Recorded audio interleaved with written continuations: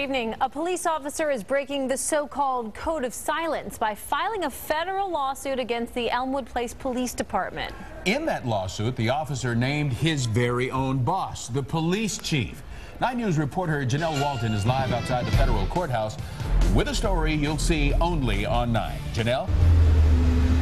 Sergeant Gary Daugherty says that the police chief not only abused some of his own officers, but he also mistreated some people in police custody. He says when he spoke up about it, he was forced to work weekends and put on third shift.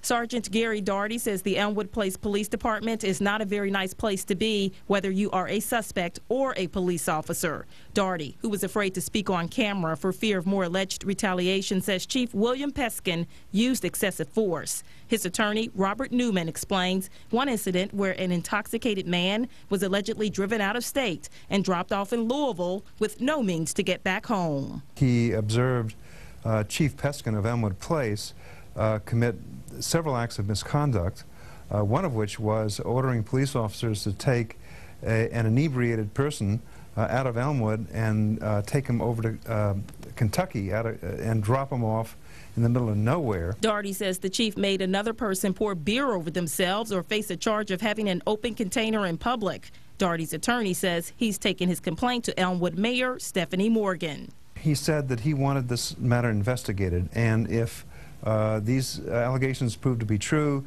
the village would rid itself of a liability, and he said if they proved not to be true, then he would resign. Newman says the mayor has yet to investigate Daugherty's complaints. The mayor is supposed to, under Ohio law, investigate these complaints of misconduct.